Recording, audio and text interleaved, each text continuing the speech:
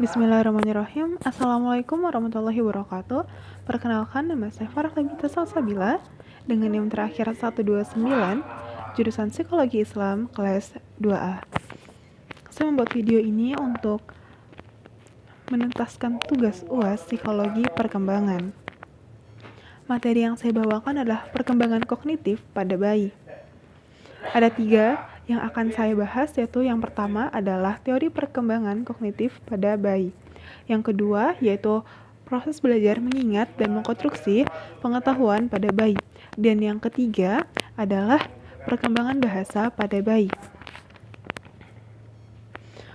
Langsung yang pertama yaitu teori perkembangan kognitif pada bayi. Yaitu ada teori Piaget, teori tahap perkembangan kognitif, ada Lev dengan teori sosial budaya, ada Yuri dengan teori konstekstual, ada Robert dengan teori pemrosesan informasi, ada Pavlov dan Skinner teori behavioristik, dan Albert Bandura yaitu teori kognitif sosial. Perlu kita ketahui bahwa teori kognitif sosial ini turunan dari behavioristik, tetapi bedanya adalah teori kognitif ini adalah sudah ada kognitifnya, sedangkan behavioristik belum ada kognitifnya. Lalu, yang pertama adalah pendekatan kognitif berfokus pada proses berpikir dan perilaku yang muncul dari proses-proses tersebut. Nah, perspektif ini mengacu pada 2 pengaruh, secara organismik dan juga mekanismik. Nah, setiap perkembangan itu memiliki tugas-tugasnya. Dan walaupun bayi, ia sudah bisa berpikir, dia sudah bisa merasakan bahwa oh ternyata yang nyaman bagi saya ini, ternyata yang tidak nyaman itu begini. Nah, yang tadi ada organismik dan mekanismik. Dalam hal ini, pendekatan kognitif memandang perkembangan organismik sebagai hasil dari usaha anak untuk memahami diri dan berinteraksi terhadap dunia mereka. Nah, ini mereka memandang diri mereka sendiri. Mereka tahu bahwa, oh, ternyata dunia bayi itu ada loh. Ternyata pada bayi, ia merasa nyaman dan tidak nyaman, misalnya ketika mainannya diambil. Maka bayi merasa tidak aman, ia akan menangis, ia akan merasa kehilangan. Dan menangis itu adalah interaksi dari bayi tersebut. Adapun pengaruh mekanismik, yaitu dilihat melalui proses rangsangan yang diterima oleh anak dari luar dirinya yang menghasilkan perilaku tertentu. Nah, rangsangan-rangsangan ini yaitu stimulus-stimulus yang diberikan oleh lingkungan-lingkungannya. Nah, misalnya rangsangan ini seorang ibu yang mengajarkan bahasa terhadap anaknya. Misalnya ibunya mengatakan pada mama, maka anak itu mungkin akan mengatakan baba, tetapi itu adalah interaksi dari bayi tersebut, stimulus. Maka dari itu stimulus-stimulus ini perlu dilakukan secara berulang-ulang agar anak dapat mengikutinya. Lalu teori Piaget, yaitu beliau ini mencetuskan teorinya berdasarkan pengamatan terhadap anaknya. Anak yang pertama adalah Lauren, yang kedua adalah Lucien, dan yang ketiga adalah Jacqueline. Nah, Piaget ini menggunakan metode klinis dengan mengkomunikasikan pengamatan observasi dan juga pertanyaan fleksibel atau interview. Nah, mengkomunikasikan ini adalah pengamatan observasi. Observasi-observasi yang dilakukan oleh ketiga anaknya ini ia catat dan akan dibuat karya ilmiah. Pada hal-hal ini tentunya ia akan lihat dan membandingkan pada anak pertama, kedua, dan juga ketiganya. Dan interview ini juga dilakukan seperti yang menanyakan, tadi pagi anaknya sedang melakukan apa, ketika sekolah bagaimana, dan ia juga melihat perkembangan anaknya seperti ketika menulis membaca itu cukupnya di umur berapa. Nah, Piaget juga mengatakan bahwa perkembangan kognitif dimulai dengan kemampuan bawaan untuk beradaptasi dengan lingkungan. Maksud kemampuan bawaan di sini adalah indera manusia, yaitu bayi walaupun ia masih bayi tetapi indera penciumannya itu sudah berkembang. Ia dapat membawi bahwa oh ini ternyata ibu saya, oh ternyata ini adalah ayah saya. Nah, teori perkembangan kognitif Piaget ini terbentuk melalui 3 proses kognitif dan diperoleh melalui 4 tahap perkembangan kognitif. Berikut adalah 3 prosesnya. yaitu adalah ada organisasi, adaptasi, dan juga keseimbangan. Organisasi merupakan kecenderungan untuk menciptakan kategori-kategori, di mana kategori tersebut terdapat kumpulan-kumpulan skema, di mana organisasi ini ada ketika ia menyusui, yaitu ada proses menelan, ada proses mencari. Nah, skema di sini yaitu suatu cara untuk mengorganisasikan informasi mengenai dunia yang diatur sebagaimana anak berpikir dan berperilaku pada situasi tertentu. Skema menurut Piaget merupakan struktur kognitif yang makin kompleks yang diciptakan masing-masing individu. Skema pada bayi berkembang dari aktivitas sederhana yang ditunjukkan pada suatu objek. Misalnya, bayi menelan, melihat, atau meraih. Pada anak usia yang lebih tua, skema berkembang lebih kompleks dan dapat digunakan untuk memecahkan masalah. Misalnya, bayi yang tadinya hanya menyusui melalui payudara ibu, tetapi ketika ia skema, ia tahu bahwa oh ternyata ada dot. Dot itu bisa ia pakai untuk menyusui, dan menyusui ini bukan hanya ia mencari saja, tetapi juga ada proses menelan, ada proses ia mencari, dia melihat, dan dia juga meraih. Nah, lalu yang ketiga adalah adaptasi. Adaptasi di sini bukan berarti lingkungan yang baru seperti manusia, itu betul, tetapi adaptasi menurut Piaget ini yaitu anak itu mengelola informasi yang dikaitkan yang mereka tahu. Adaptasi terjadi melalui dua proses yang saling melengkapi. Yang pertama adalah asimilasi, yaitu mengambil informasi baru dan menghubungkan dengan struktur kognitif yang sudah ada. Misalnya seperti yang saya katakan tadi bahwa anak sudah bisa menelan, bisa mencari puting ibunya. Nah, ketika ia disodorkan oleh dot, ia sudah tahu bagaimana cara menelan itu tersendiri. Lalu akomodasi, menyesuaikan suatu struktur kognitif agar sesuai dengan informasi baru. Jadi, sesudah menelan, sesudah ia melihat, ia akan belajar meraih, yaitu ia meraih dotnya. Ketika ia melihat dot itu, ternyata dot itu harus diraih, dot itu harus dipegang agar tidak jatuh. Nah, ada juga equilibrium, yaitu keseimbangan yang stabil. Nah, bila tidak stabil namanya disequilibrium. Nah, equilibrium ini menentukan proses peralihan dari asimilasi ke akomodasi. Ketika seorang anak tidak dapat mengatasi pengalaman baru dalam struktur kognitif yang sudah ada dalam diri mereka, maka anak akan mengalami kondisi ketidaknyamanan motivasi yang dikenal dengan ketidakseimbangan atau disequilibrium. Ini seperti anak tadi, yaitu misalnya anak tidak dapat memegang dot, maka ia akan lapar, maka ia akan haus, sehingga anak akan menangis karena itu adalah respon dari rasa tidak nyamannya, respon dari rasa tidak stabilnya. Nah, teori perkembangan kognitif Piaget ini ada 4, yaitu ada sensorik motorik, praoperasional, operasional konkret, dan juga operasional formal.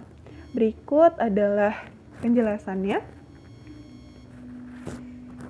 Pada umur 0 sampai 2 tahun, yaitu tahapan sensorik motorik, bayi secara bertahap mampu untuk mengatur aktivitas yang berhubungan dengan lingkungan sekitar melalui kemampuan indrawi dan juga motoriknya. Nah, di sini bayi melakukan indrawi bahwa ia sudah tahu, membawi bahwa oh ternyata ibu saya yang seperti ini. Saya sudah bisa melihat ternyata ibu saya orangnya begini. Ternyata ibu saya memiliki bentuk badan yang agak lebar, sedangkan ayah saya itu orangnya lebih kurus. Nah, dan juga dengan motorik ini bayi sudah bisa berjalan, sudah bisa duduk. Nah, terus operasional, yaitu 2-7 tahun. Anak mengembangkan sistem kognitif dan mulai menggunakan simbol untuk menjelaskan orang, tempat, dan kejadian. Nah, pada masa-masa ini, anak itu sudah mengetahui simbol-simbol, tetapi ia masih belum bisa membaca. Misalnya, anak melihat sebuah logo McD. Nah, ia sudah tahu, oh ternyata yang warna merah ini, yang tulisannya ada kayak M ini, ternyata simbol dari McD. Ternyata itu tempat makan saya gitu. Ketika anak melihat yang warna-warni, ia sudah tahu, oh itu pelangi. Saya tahu itu pelangi. Tetapi anak belum tahu bagaimana pengejaan dari pelangi tersebut. Ia belum bisa mengucapkan seperti Pelangi itu tersusun dari kata P, E, L, A, N, G, I. Anak belum bisa, tetapi ia sudah tahu bahwa oh itu pelangi yang warna-warni. Oh susunan pelangi itu tuh ada yang warnanya biru, yang ada yang warnanya pink, ada yang warnanya jingga. Lalu operasional konkret yaitu dari 7 sampai 11 tahun. Anak dapat mengetahui pemecahan masalah secara logis apabila mereka fokus pada keadaan saat ini. Jadi anak-anak itu dilatih fokusnya pada saat ini. Anak-anak sudah bisa fokus. Nah, seperti misalnya mereka bisa tahu bahwa oh ternyata api itu panas. Ternyata kalau air dididihkan di api itu nanti dia bisa gelembung-gelembung. Nanti air tuh menjadi air panas. Sehingga saya nggak boleh deket-deket sama api. Nah, di sini juga itu harus diperlihatkan ya secara konkret atau secara nyata bahwa bentuk dari hal tersebut. Jadi tidak bisa hanya diceritakan bahwa api itu dapat menghasilkan panas, tidak bisa. Tetapi seperti yang saya katakan tadi bahwa dengan air, bahwa kok airnya dipanaskan dengan api, jadinya airnya ada rasa panasnya. Lalu operasional formal, 11 tahun hingga dia dewasa, anak sudah bisa berpikir secara abstrak, mampu menghadapi persoalan yang berkaitan dengan penarikan dan kesimpulan, sementara hipotesis dan berpikir dengan segala kemungkinan. Jadi pada masa ini anak sudah bisa problem solving, atau anak sudah bisa memecahkan masalah dengan langkah-langkah yang logis. Lalu ada tahap perkembangan pada masa bayi yaitu yang sensoris motoris tadi, yaitu bayi belajar tentang dirinya dan dunianya. Dengan mengembangkan aktivitas sensoris dan motorik mereka, bayi berubah dan berkembang dari makhluk yang berespon melalui refleks dan acak dengan tingkah laku yang berorientasian tujuan. Jadi di sini bayi sudah mempunyai refleks dan subtahap-tahap sensorik motorik terdiri dari 6 subtahap. Skema bayi bergerak dari satu tahap ke tahap berikutnya, terelaborasi berdasarkan pola pikir dan tingkah laku. Nah, refleks-refleks di sini seperti misalnya bayinya sudah tahu seperti tadi bahwa ini ada dot, saya pegang, begitu. Lalu mengenai tadi ada 6 subtahap. Nah, subtahap itu di sini dapat dilihat ada bulan pertama, yaitu dari panca indera dan juga respon bayi. Misalnya fruiting, yaitu mencari stimulus yang ada di dekatnya. Misalnya mencari puting dari ibunya. Lalu yang kedua itu ada mengulang refleks, yaitu apa sih artinya mengulang refleks itu? Artinya seperti mencari-cari lagi, mungkin didekatkan ke mulutnya. Apa yang didekatkan ke mulut? Yang didekatkan ke mulut, maka ia akan membuka mulutnya. Walaupun mungkin itu bukan puting dari ibunya, tetapi ia akan membuka mulut karena ia tahu bahwa yang di dekat mulut saya ini biasanya susu dari ibu saya, makanan saya, begitu. Lalu yang selanjutnya yaitu yang tahap ketiga, ia sudah bisa memilih-milih. Ia sudah tahu mana figur ibunya, mana figur ayahnya. Ia sudah mengetahui bahwa yang ibu saya yang seperti ini, ayah saya yang seperti ini. Mungkin nanti kalau anaknya digendong sama orang lain, itu mungkin nanti dia merasa tidak nyaman, ia nangis. Lalu ada pula yang ketiga, yaitu bayi bisa mengkoordinasikan hal baru. Misalnya bayi bisa mengambil bola itu menggunakan tongkat. Ia menarik-narik tongkat tersebut, jadi bola tersebut dapat tercapai. Lalu yang selanjutnya yang kelima, yaitu 12-18 bulan, bayi bisa minat terhadap sesuatu. Misalnya ia memiliki bola, nanti bolanya bisa ditendang, bolanya bisa diambil, digelindingkan oleh bayi tersebut. Lalu umur 18 sampai 24 bulan, yaitu bayi mulai mengingat simbol-simbol. Misalnya nanti bayi bisa melihat seseorang yang main bola menggunakan kaki, menendang, maka mungkin pada waktu tertentu nanti bayi akan menendang kakinya, seolah ia juga bermain bola. Lalu yang selanjutnya, tahap perkembangan sensoris motoris, yaitu biasa mengungkapkan bahwa imitasi merupakan cara yang penting dalam melakukan pembelajaran. Pembelajaran imitasi pada bayi terbagi menjadi 2. Lalu pada akhir periode sensoris motorik, bayi sudah dapat memahami objek sebagai bagian dari yang terpisah dari dirinya dan bersifat permanen. Ketetapan objek atau objek permanensi. Nah, di sini bayi sudah dapat melihat. Seperti yang kita lihat di sini ada contoh bola tersebut disembunyikan di balik papan. Maka bayi itu akan tahu bahwa bolanya masih ada, tetapi tidak saya lihat. Tetapi bola itu tidak hilang. Nah, kalau misalnya bayinya mencari, maka itu sudah ada ketetapan objek dari bayi tersebut. Tapi bila bayinya tidak mencari atau hanya pasif, mungkin itu ada keterlambatan bagi anak tersebut. Lalu yang kedua adalah proses belajar pada bayi. Nah, proses belajar pada bayi ini dijelaskan dengan teori behavioristik dan juga teori pemrosesan informasi. Nah, ada proses-proses yang terlibat dalam proses belajar, yaitu adalah conditioning, yaitu adalah yang sesuatu yang kita inginkan. Jadi kita berperilaku agar mendapatkan perilaku yang kita inginkan. Nah, misalnya ada atensi, ada memori, ada imitasi, dan juga pembentukan konsep. Nah, atensi ini adalah fokus bayi terhadap sesuatu. Jadi bayi sudah memfokuskan terhadap sesuatu yang ingin dia lihat. Lalu memori, ketika bayi sudah fokus terhadap sesuatu, ia melihat, ia merasakan, maka itu akan masuk ke memori bayi atau bagian dari proses encoding dari proses otak kita. Maka itu akan tersimpan di dalam memori bayi. Lalu ada imitasi. Setelah tersimpan dalam memori bayi, maka itu akan imitasi, maka bayi akan melakukan meniru dari yang ia ingat tadi. Lalu ada juga pembentukan konsep. Karena ia sudah tahu meniru, maka ia tahu konsep-konsepnya seperti apa. Nah, teori perkembangan kognitif menurut pendekatan behavioristik. Menurut teori behavioristik, bayi belajar melalui apa saja yang dilihat, dirasakan, didengar, disentuh, serta belajar dengan menggunakan kemampuan ingatannya. Misalnya bayi ingat bahwa, oh iya, kalau misalnya saya pegang bantal, itu lembut, saya suka. Kalau misalnya saya pegang mainan yang ini, dia ada bunyinya. Oh, ternyata bunyinya begini. Nah, bayi itu menggunakan hal tersebut, dia belajar dan ia menyimpannya dalam ingatannya. Lalu, pendekatan behavioristik merupakan pendekatan yang mengacu pada teori mekanistik, di mana perilaku yang muncul merupakan suatu respon terhadap pengalaman sebelumnya, di mana respon ini juga bisa diramalkan. Para pengikut behavioristik meyakini bahwa manusia di segala usia belajar mengenai dunia dengan cara yang sama, seperti organisme yang lain, dengan berinteraksi terhadap aspek lingkungan yang menurut mereka menyenangkan, menyakitkan, atau mengancam.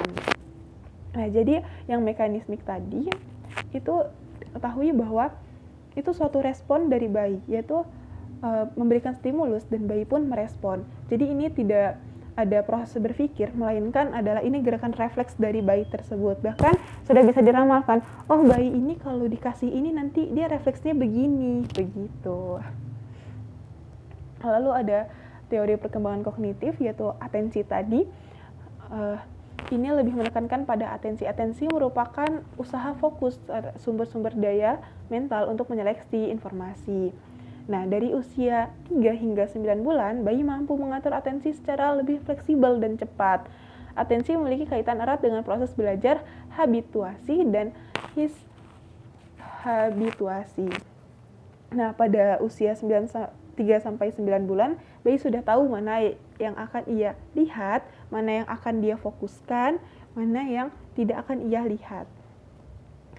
Nah, maka dari itu pada umur-umur segini, bayi itu harus diberikan stimulus-stimulus yang bagus, apalagi kalau ia belajar warna, mungkin belajar sesuatu, itu bayi suka yang mencolok-mencolok, agar atensinya ke sana.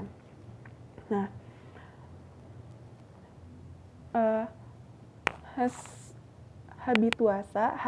habituasi adalah berkurangnya responsif terhadap sebuah stimulus setelah stimulus tersebut dilayangkan berulang kali, dan dishabituasi habituasi ini adalah kebalikannya, yaitu meningkatnya responsif setelah stimulus itu dirubah. Jadi misalnya anaknya tadinya dikasih mobilan, ternyata biasa saja.